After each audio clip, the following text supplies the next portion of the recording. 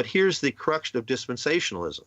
It is that God requires different things of his people, that he defines righteousness, righteous living differently in each of these 7 dispensations, okay?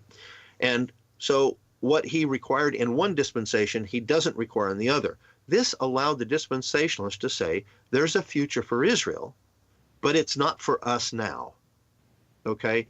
In other words, what the reformers were concerned about was, I was just reading this in a book that I was at a used bookstore yesterday, surprise, surprise, and there was a book there that it was a commentary on Matthew, and it said, the Torah for the church, and I thought, it was the subtitle, and I thought, wow, that's interesting. So I open it up, and I go immediately, of course, to Matthew 5:17 through 20 to see how he wanted to take that, and he made it very clear. Now he says, I want to make sure that you understand the Sabbath, the Sabbaths, the festivals, the kosher laws, etc., are only for Jewish people, not for the church.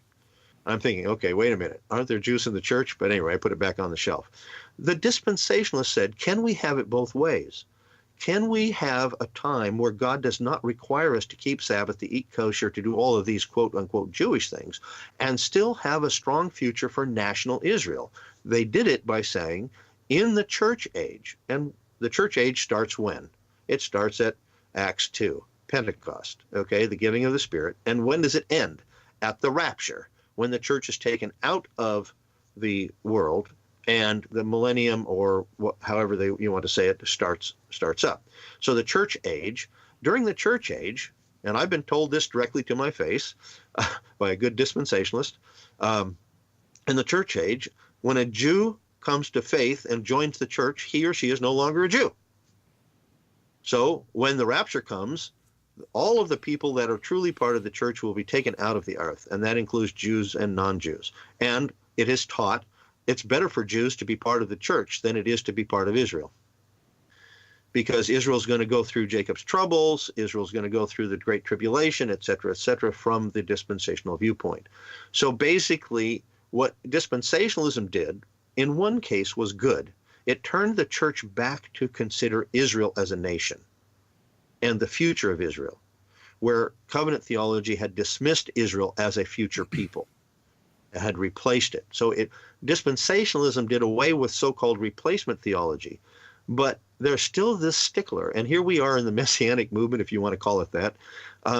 We are now saying, no, wait a minute.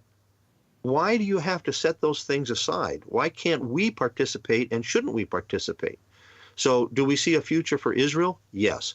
Do we see that everyone who is born again from above should have a heart that says, Lord, I want to obey what you have given me by way of commandments? And that those commandments are given to us in all of the scriptures, not just, the latter half or the latter third. Make sure to subscribe to our YouTube channel by clicking the subscribe button and check out more videos from Messiah Matters.